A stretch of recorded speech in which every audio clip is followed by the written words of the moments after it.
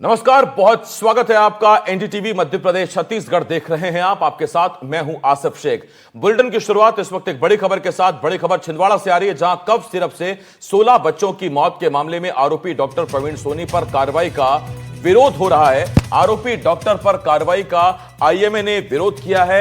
IMA Madhya Pradesh के अध्यक्ष ने एनडीटीवी से कहा कि पूरे मामले में गलती दवा बनाने वाली कंपनी की है। ऐसे में डॉक्टर को जिम्मेदार ठहराना गलत है। छिंदवाड़ा में काली पट्टी बांधकर डॉक्टर काम करेंगे। 24 घंटे में मांग पूरी नहीं होने पर हड़ताल की धमकी दी गई है। तो छिंदवाड़ा में कफ सिरप से 16 बच्चों की मौत के बाद आरोपी डॉक्टर प्रवीण सोनी को 3 दिन की न्यायिक हिरासत में भेज दिया गया है। वहीं डॉक्टर प्रवीण सोनी के खिलाफ हुई कार्रवाई का आईएमए ने विरोध किया है। इस मुद्दे को लेकर आईएमए के राष्ट्रीय उपाध्यक्ष और आईएमए मध्य प्रदेश के अध्यक्ष डॉक्टर BM शरणागत ने एनडीटीवी से खास बातचीत की है। डॉक्टर प्रवीण सोनी की जो गिरफ्तारी आज हुई है, उन्हें जेल भेज दिया गया है। आईएमए का अगला कदम अब क्या है? आईएमए का अगला कदम सबसे पहला तो ये है कि इस बात का विरोध करना है कि जो डॉक्टर सोनी के साथ शासन ने उनको स्केपगोट बना के और उनके ऊपर धारा पुराने आईपीसी मेरे को मालूम है 304 culpable homicide not amounting to murder और उसके साथ और धाराओं के जोड़ के उन्होंने उसके ऊपर चार्ज लगाया, जो सरासर गलत है। जो इसके लिए जवाबदार हैं उनको शासन ने पूर्ण रूप से बचत की है। उनकी किसी का ट्रांसफ़र कर दिया और किसी का जो है सस्पेंशन कर दिया। मतलब तुम घर बैठो, जब तक ठीक नहीं हो जाता आराम से बैठना, फिर तुम रिज्वाइन कर लेना। जिस डॉक्टर को उन्होंने जेल भेजा है वो कानूनी तौर से तो पूर्ण रूप से सुरक्षित है, इसलिए कि उसके ऊपर ये धाराएं न बनती हैं और न उसके ऊपर इन दोषों का इल्ज़ाम किसी भी तरह से प्रूव हो सकता है। छिंदवाड़ा में हुई कफ सिरप पीने के बाद बच्चों की मौत के बाद डॉक्टर प्रवीण सोनी को सस्पेंड किया गया। वहीं आज उन्हें न्यायालय में पेश करके 3 दिन की न्यायिक हिरासत में भेज दिया गया।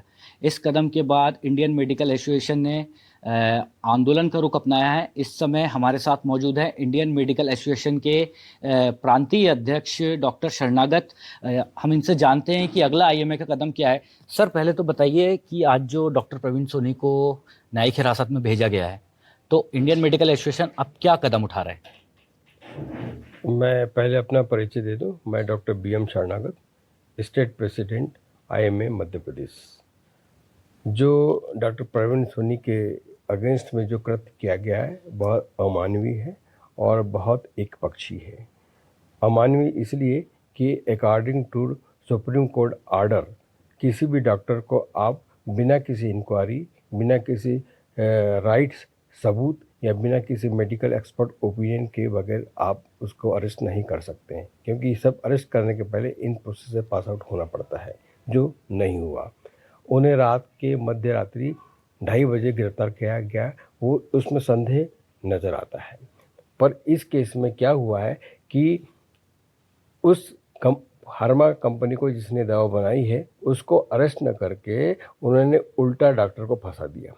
क्योंकि डॉक्टर, कोई भी डॉक्टर, चिकित्सक दवा तब लिखता है जब वो इन मापदंडों के बाद में, उसकी क्वालिटी कंट्रोल के बाद में वो दवा का सही रूप पाया जाता है। तो बनाने वाली कंपनी, बेचने वाली कंपनी और उसको NOC मिली है सेंट्रल राज्य के बाहर, तो इसमें डॉक्टर कहाँ दोषी पाया जाता है? अगर आपको कोई ऐसा मिसलीड समझ में आता है तो सबसे पहले जिस कंपनी ने बनाई है, जो आईपीसी की धारा 27 के तहत बनाने और बेचने वाले के लिए एक नियम कानून बनाना है, वो उसको आजीवन कारावास हो सकता है। पर सर, इंडियन मेडिकल एसोसिएशन का कहना है कि ये कार्रवाई न्याय संगत नहीं है।